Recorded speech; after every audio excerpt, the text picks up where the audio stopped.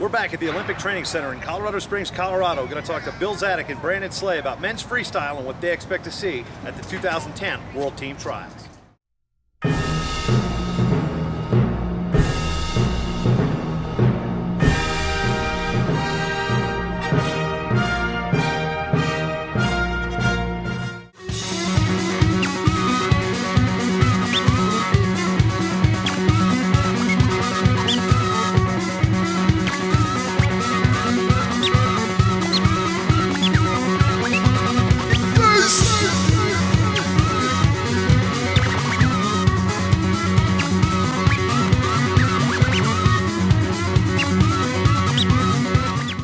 Heading into the World Team Trials, we were Brandon Slay and Bill Zadick.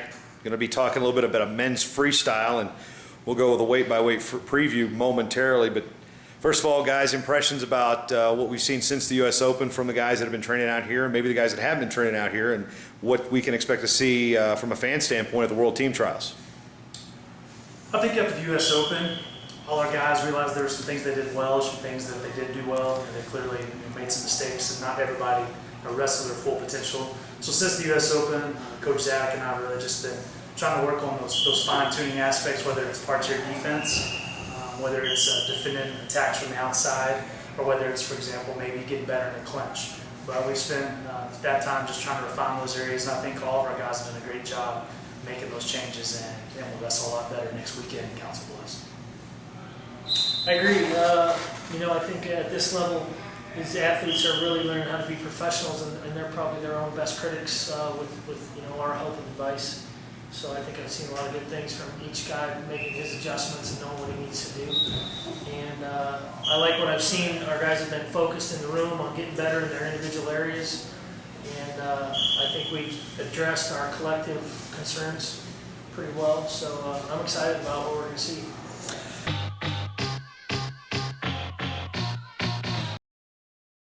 Moving right into the weight classes, we kind of had a surprise champion at 55 in Obi Blanc after he's had a rough year with the earthquake affecting his family members back in Haiti, and he came out and it was actually kind of a surprise final with Obi Blanc, who didn't place his last year at Oklahoma State, and against a four-time All-American just fresh out of college, Angel Escobedo. That was the final.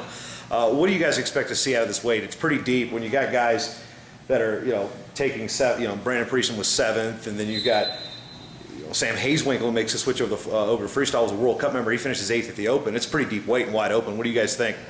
Well, I think you just use the terminology. I think that weight is one that's open. You can make arguments of strong weight classes that some guys may tend to have more of an advantage than others. But I think 55 kilo is one of those that is looking for somebody to step in the next 2 years and say, I'm the guy at 55 kilo. I'm going to be the one who represents the World Championships. I'm going to be the one representing us in London in 2012. And I think you saw a guy like Angel Escobedo come right out of college, make the U.S. Open finals and say, hey, I think I want to be that guy.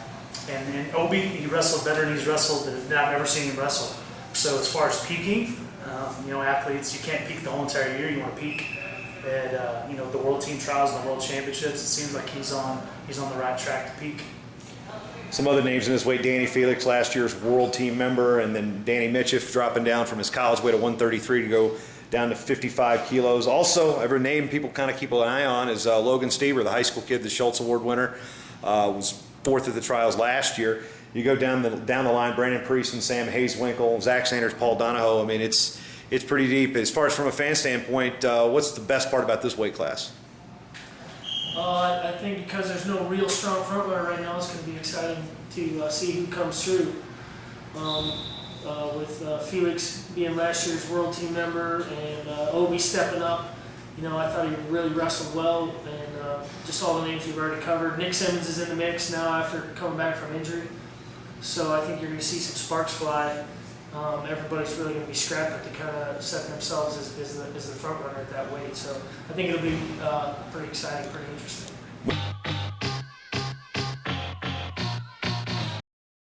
Moving on to 60 kilos, I guess, Bill, this is a weight you know pretty well. Your brother, Mike, former world silver medal, past world silver medals. There's no such thing as former in this particular case, but Sean Bunch and him and his rivalry have gone on, and Brandon, you guys have both had a chance to see that. Do you expect that to be part like 300 with those two? I think Bunch has been coming on strong the last couple of years. He's an amazing athlete. He's got a lot of ability. But again, I think it's one of our deeper weights, really, because you got Sean Bunch, you got Mike Zadick, my brother, Coleman Scott, Nate Gallick's back in the mix, I believe, after some injuries. Reese Humphrey coming off the University World Team. Young up-and-comers that are in the mix as well. Matt Valenti's a pretty solid guy. Derek Moore, Reese Humphrey, some younger guys in the mix too. I think it'll be a fun weight to watch. Obviously, I'd like to see my brother make the world team, but he's definitely got his work cut out for him. I think it's going to be exciting weight class to watch. There's some pretty strong rivalries amongst all those guys, and those are always fun to watch those battles happen. So Coleman Scott, Drew Headley, Tyler Graff also wants to watch, and even making the rankings, Davidson College, Alex Radsky coming in number 10 in the most recent freestyle rankings. So Bob Patneski getting a little love there.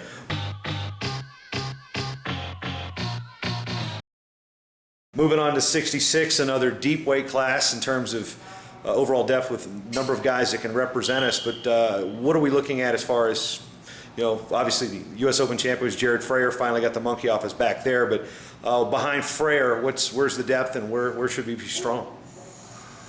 Well, I think you got some veterans in there. I think you're looking at a guy like Doug Schwab, who's a 2008 Olympian, 2007 World Team member. Chris Bono is back in the mix. You got some young guys, Brent Metcalf, who gets, he's been talked about a lot. He's done some great things in college and being a U.S. Open finalist last year. Going to be in the trials. I think it's going to be another exciting way to see what happens and how that really fleshes out. I think there's a lot of talent, a lot of ability. I think anybody that makes a team at that weight is going to be a threat on the international level. Brandon, what about guys like Tion Ware, Josh Torello? Where do you think they fit in the mix? I think Torello was coming off some time where he was injured a little bit, wasn't wrestling 100%.